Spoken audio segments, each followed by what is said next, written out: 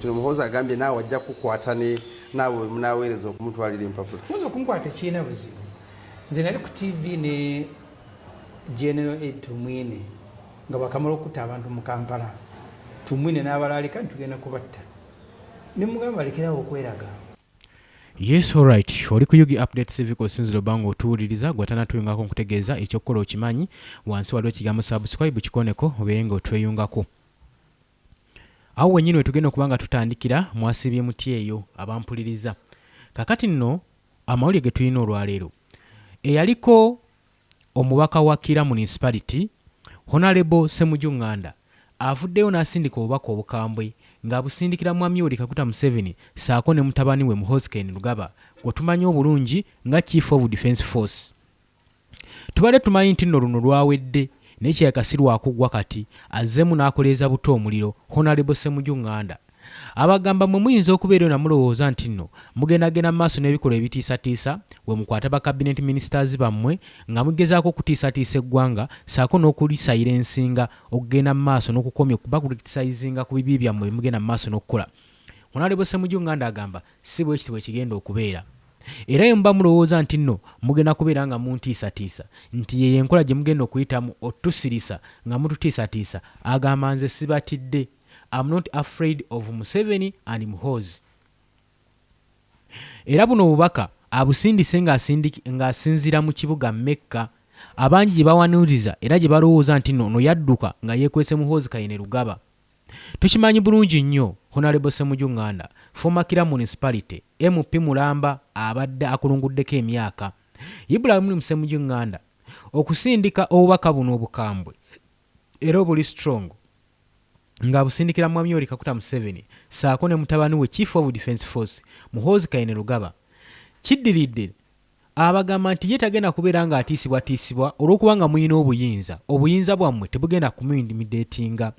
Temugenda kubeera nga mutteekawo embeera ekanga etiisatiisa olw'okubanga mukutte emmundu mwe muyina obuyinza muyina decision making. Agambye ekyapaana tekigenda kubeerawo. Abagamba newankubadde mugenda kwolesa eryanyi eryenkana litya musobole okulaba nga munyigiriza munnansi naffe okututeekako embeera embi okusobola okulaba nga tubatya. Yagamba tagenda kutya, agenda kusigala ng'ayimirira ku mazima ge saako n'okulwanirira eggwanga lino. Jjukira Honorable Ssemujju Nganda y'omu ku babaka abaawandulwa mu kisanja kino mu kalulu akawedde aka 2026 mu nnaku z'omwezi nga 15 January. Y'omu ku baawandulwa naye ng'okuwandulwa kwe kutankana. Jjukira okulonda kwa kuno omulundi abulu tebubadde bannayuganda tebabadde bamativu nga byava mu kulangirirwa eri akakiiko Electoral Commission. Era twalaba mu kaseera kano nga ekitongole ekya Electoral Commission bwe kiseera oba kya election kyokka kye twali tulabye ng'emirimu gigenda maaso n'okuwambibwa ab'ebitongole ebikuumaddembe ng'ekitongole ekya Electoral Commission tekisalawo nga kyo tekidecidinga ku nsonga zaakyo oba ku exercise eyali etekinga press ey'okulonda. Kakati nno Honorable Ssemujju Nganda bwebadde asinziira e Mecca yagambye olugendo lwe lwabadde mu ngeri ya mwoyo era nga reflectinga era n'agattako nti omukisa oguli mu kusabira bannayuganda saako n'abantu mu ebyo ebigenda mu maaso masekkati mu bizibu bagenda mu maaso n'okuyitamu mu mayengo g'ebyebufuzi agataddewo pressure mu ggwanga Uganda nga bannansi bagenda mu maaso n'okuwambibwa batiisibwatiisibwa. Agamba ebyo biwanuuzibwa nti nno nadduka kwekweka Muhoozi Kainerugaba mukimanye nti nno ebyo mbasibako matugambuzi kundiisango kubanga nze siina gwe ntya sitidde Mwami Yoweri Kaguta Museveni sitidde Muhoozi Kainerugaba wabula najja kusabira nga bulijjo wenja nkikola okusabira ku ggwanga Uganda ku ebyo ebigenda mu maaso ebikyamu ebikolebwa ne gavumenti yaffe. Njagala osooka weetegereza akatambi kano n'oluvannyuma tubeere nga tweyongerayo.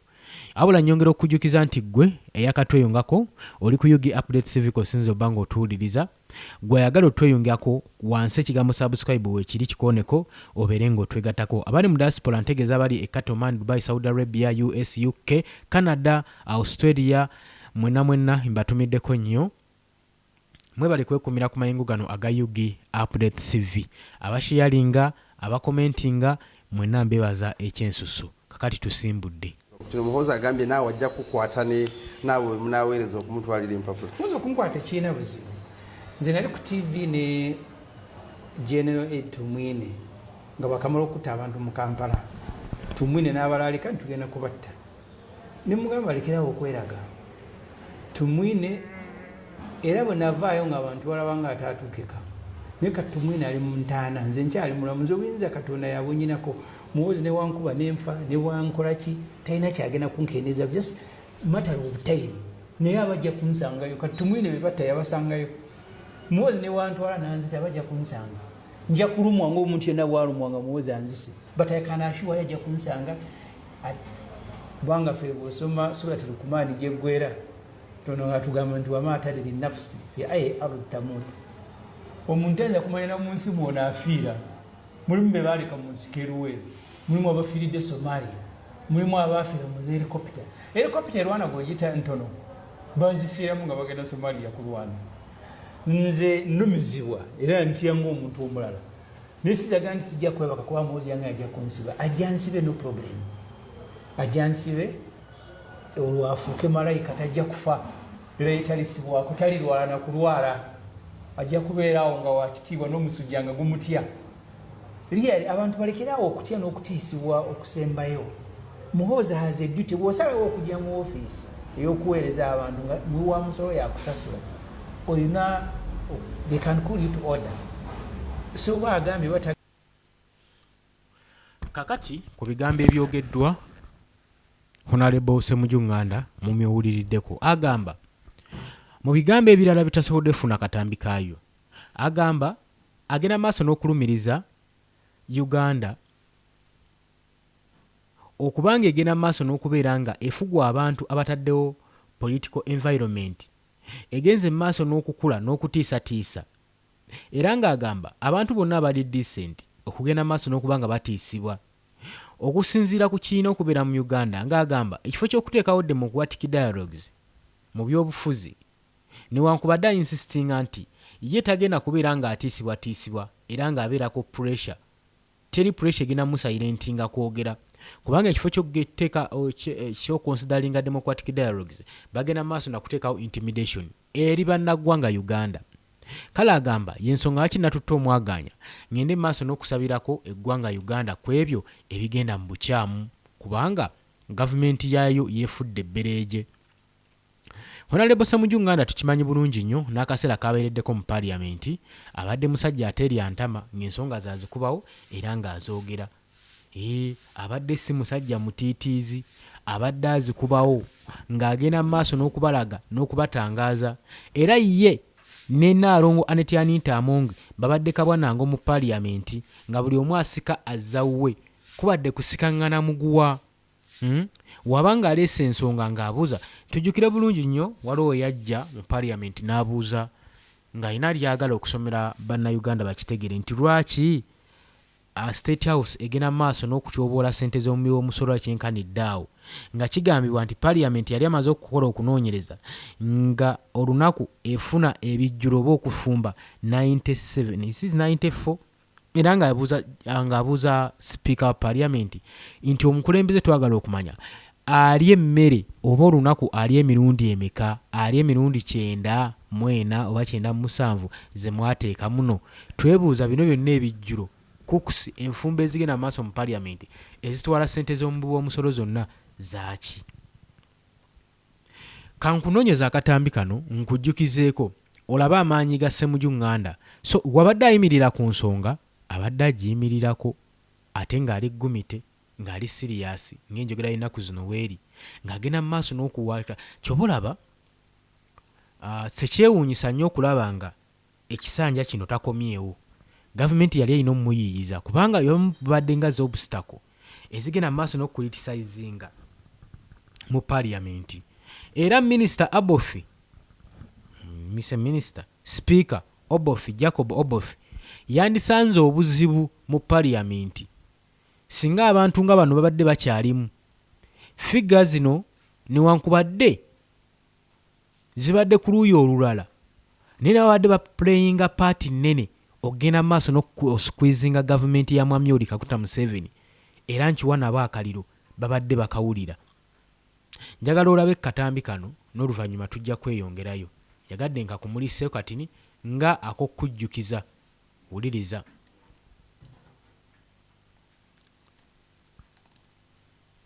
How many times has our president eaten a day to require 92 cooks? There is no state house in the world that is as luxurious as ours. You cannot be budgeting for pirao, karo, kashera, chapati, chaps for our president when there are no nonsense in Morago. The names, if you want, the names are here. They are given by the president's office. They are not my names. Now you're about to say, change the language. These 90 are in the book. Semujo, the cooks in the state house do not only cook for the president and his family. Even when we have these members going for caucus, they cook for everybody. Even when we go for iPod, they cook for everybody. These are cooks for government, not personal cooks. These cooks are there. They are civil servants. They cook for the whole country. All the people who go to state house, they cook for them. You want to portray the president like he's very insensitive, really, for heaven's sake. Madam Speaker, you're making it very difficult for me to read the report. These figures, we should ask the president not to submit them next time, because he's the one who submitted them. But it's a requirement of the law. Yes, so why is it a problem if I am reading them?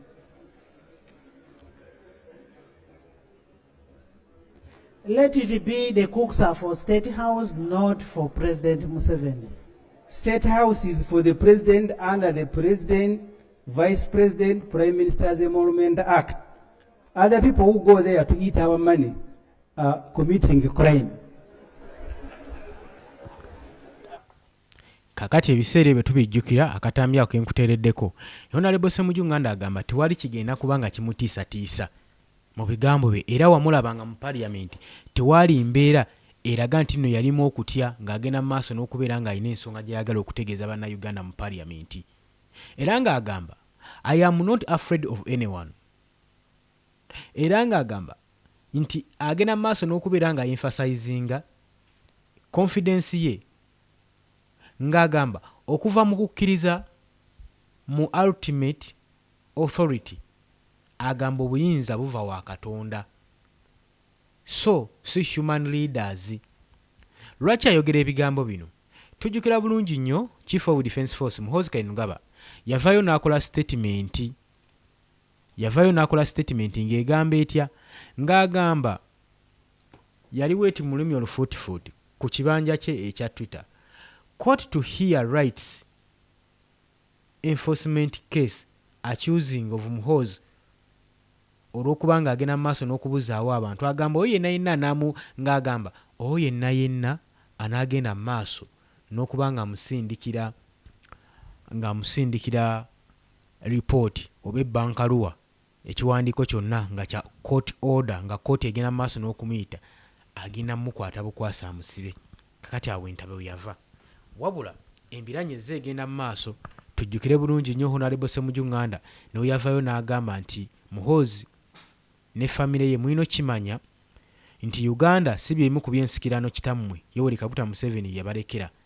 N'abagamba nti mugende mu buwulirize ng'akyali mulamu, ng'akyategeera emu ku byobugagga bya presenting eri eggwanga yali bomba gaali na kapikipiki, mpoziko n'amaka amalala gali lwakitula eyo ntuŋŋamu. N'abagamba agenda abalaga ebyobugagga bye gye biri. Wabula Uganda mukimanye nti si yammwe era temwazisikira. Nga kyagezaako okulaga, ng'agezaako okuteekawo embeera ey'obutalaga butiitiizi nti bajja batiisatiisa, balina okwogera ku bikyamu ebigenda mu maaso ebikolebwa abo balina obuyinza, abasuubira nti nno emmundu yeekamala byonna, abasuubira nti nno kwesa violence mu ggwanga Uganda kyekigenda okuyamba okufuga eggwanga lino n'odditwala mu maaso. Waliwo akatambi akali currently kengenda okuba nga mbateerako aka Ssemujju Nganda. Kano nno yakawogedde ng'asinziira Mekka, ng'era atwala obubaka ng'abusindika eri gavumenti ya Mwami Yoweri Kaguta Museveni, Muhoozi ne Yoweri Kaguta Museveni. Obubaka bubadde bukambwe era message ebaddemu ya makulu. Ngenda kubanga nayo njikuteerako osobola okubeera ng'ogiwuliriza. Newankubadde yagenze mu maaso n'okulitisayizinga kye yayise declining respect for human rights and political tolerance in the country.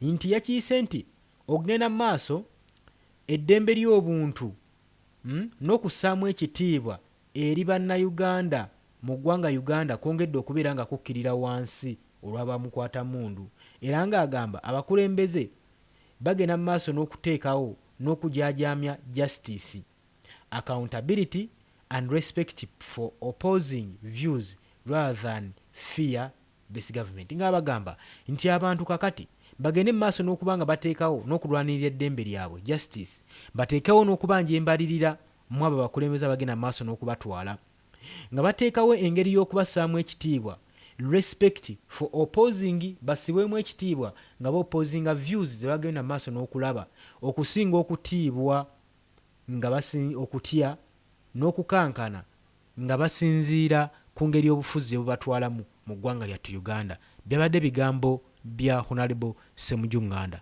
Tukyagenda mu maaso, nyongera okukujjukiza UG Update CV kooli era k'osinzira obba ng'otuwuliriza. Honorable Ssemujju Nganda si ye yekka asoose okutiisibwatiisibwa. Tujjukira bulungi nnyo ebigambo bya Muhoozi Kainerugaba ng'agamba nti Robert Kyagulanyi Ssentamu newankubadde weekwese mu bazungu naye nja kukunonayo nnyina okukukwata era nja kukusiba.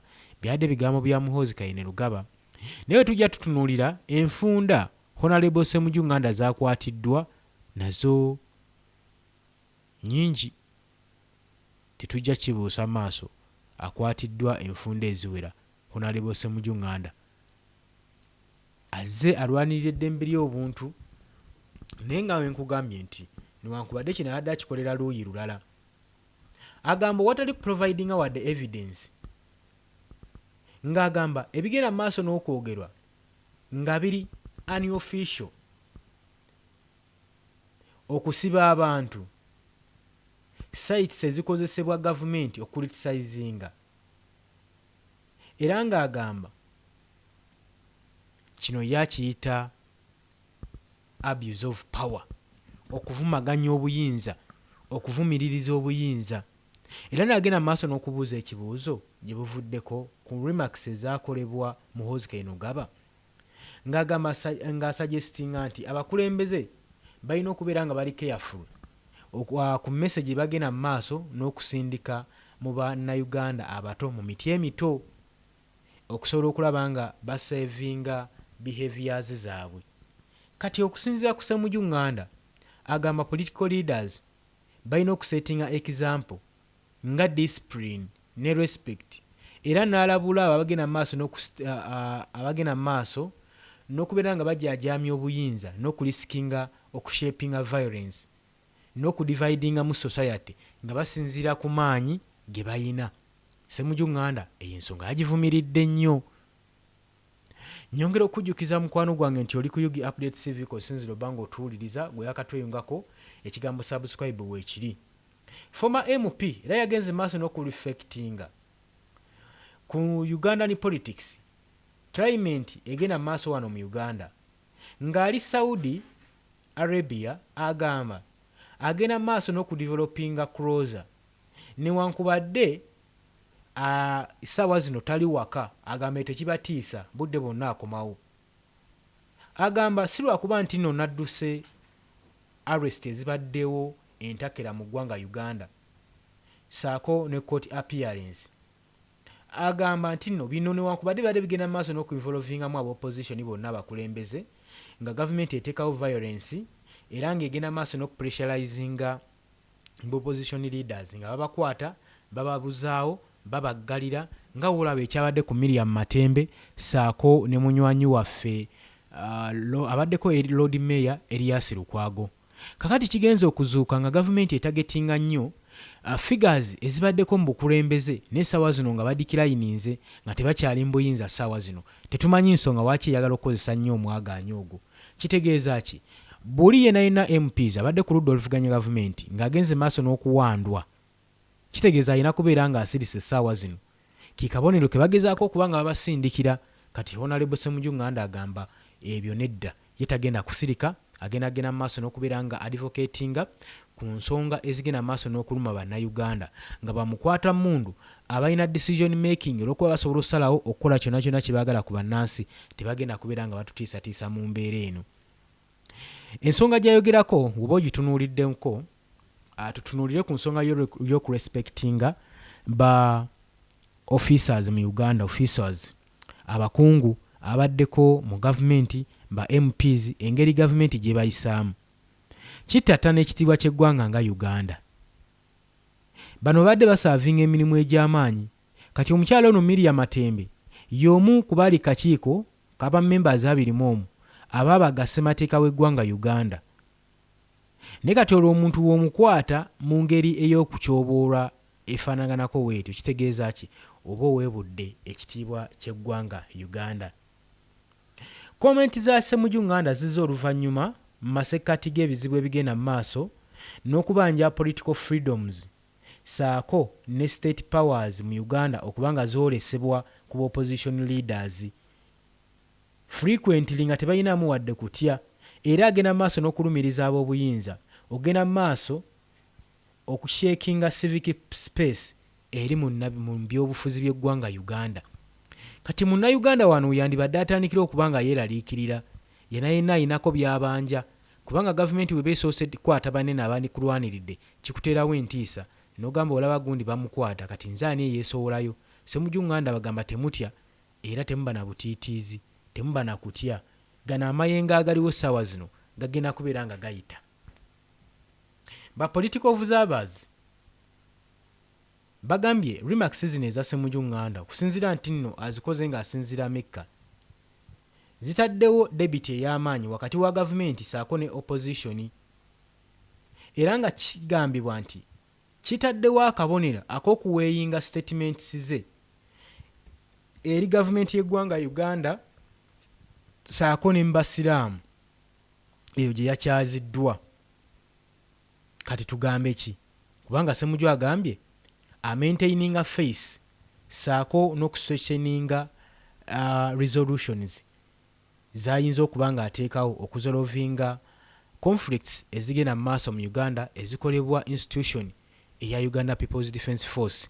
Agamba yandibadde tayogera nnyo ku nsonga zino, naye ate abagenda mu maaso n'okukola ebikolwa bino constitution ebakwata, amateeka gabakwata era gabakugira obuteenyigira mu nsonga zibalimu. Kitegeeza nabo baamenya dda amateeka. Agamba Muhoozi eno gaba yamenya dda amateeka kuba constitution eyabagibwa mu 1995 temuwa mwaganya kubeera nga akola ki nga ayogera oba nga anyiga ku nsonga yonna oba nga ayingirira ebyobufuzi by'eggwanga Uganda. Nga ye wa UPDF ku tteeka lye yasayininga etteeka ly'okuba nga asigala ali neutral ng'aweereza both sides mu gavumenti saako ne ba civilian, nga etteeka okusinziira ku article eyamendingibwa emuwa omwaganya gokka okwenyigira mu byobufuzi ng'amaze ku resigninga oba nga ayambuddemu uniform y'eggwanga Uganda ey'amagye n'agiteeka wali awo aba asobola okonsidaringibwa nga munnabyabufuzi. Naye Muhoozi okuvaayo ng'akyali mu uniform, ng'akyali Chief of Defence Force, ng'ayina amaanyi agayitiridde, ate n'aggulawo ekibiina ky'ebyobufuzi kiramba n'akituuma Patriotic League Uganda, era nga ye chairman waakyo, kitegeeza eggwanga liba lyesulise. Kitegeeza baba bagenda kukozesa amaanyi n'emmundu okufuga eggwanga Uganda. Gwe anaagenda maaso n'okubawakanya n'okuwakanya ensonga zino, kitegeeza mu ggwanga temujja kubeera mu opposition. Kubanga owe akwata emmundu tayinza kuganya opposition kubeerawo mu ggwanga lyattu Uganda. Oli ku Yugi Update TV, nyongera okujjukiza ku sinzo bango otuwuliriza. Gwe atannatweyungako wansi ekigambo subscribe weekirikkiryawo tappingeko, nawe ayagala okusharinga eddoboozi lyaffe nno lisobole okuba nga litambula. Kati biri byonna ebibaddewo bibadde biwero. Honorable Ssemujju Nganda ng'agenda maaso n'okuwanda omuliro kati agusitudde buto, agamba gukoleere. Ebyo mugamba nti najja Mecca kwekweka si bwe kiri, ngezaako kusabira ggwanga lyange Uganda ngenda okukomawo nga gavumenti nsuubira okuba nga enaabeera ekyusizza ku bye tugigambyeko. By the way si mukyamu okubanga bagenda maaso n'okuritisizinga gavumenti mu bikyamu byegenda maaso n'okukola. Bo bandibadde bageze ekimala ne batunulira ensonga zibagenda maaso n'okuritisizingibwako ne bazitereeza ne bazizza mu nkola. Kijja kuyambako okutebenkera eggwanga, okuditebenkeza n'obutabeerawo conflicts. Mu kibagenda maaso n'okuba kulitisizingako mukiteeke mu nkola mukitereeze, mulabe oba banaavaayo ne baddamu okyogerako. Naye ekyewuunyisa byonna bye bagenda maaso n'okukoonako mu biraba ne tewali kyemutereeza, tewali kigenda mu maaso. Kati awo opposition naye weefunire omwaganya negenda maaso n'okufuna embavu, egenda maaso n'okuba nga baboggolera gavumenti ya Mwami Yoweri Kaguta Museveni. oli ku Yugi Update TV. Njagala mbere nga nkuwa akatambi kano aka Honorable Ssemujju Nganda. Kano nno yakalikodi nze ng'asinziira Mecca ng'obubaka busindikira gavumenti ya Mwami Yoweri Kaguta Museveni tumuhabulwa. Wuliriza. Assalamu alaikum wa rahmatullahi wa barakatuh. Ndi mu kibuga wano Makka gye nazze okutendereza Katonda ate n'okwesabira n'okusabira ensi yaffe. Makka wano kituleetayo tusaba nnyo naddala obulamu bwe tugenda okuwangala nga tuvudde ku nsi kubanga olwo bwalubeerera buno bw'oku nsi bwa kiseera. Buli omu ajjukira ekiseera bagenda omuteeka mu basementi ya Katonda ng'oliye kati nga tiri yagenda gisubwa. Ne bw'obeera kuno ku nsi ng'olina basementi ng'ozitwalamu abantu naawe bagenda kutwala mu ya Katonda. Ate Katonda takozesa n'amaanyi ng'akunona. Ajja kusanga awo nga n'abakumi b'emmundu abakuuma oli nabo abayiteko akutwale. Olwo nga bwe kali akajanja k'abantu bagende ku ntaana yo bakube emizinga bagende nti bakuziise n'ekitiibwa bakuteeke mu basementi yo.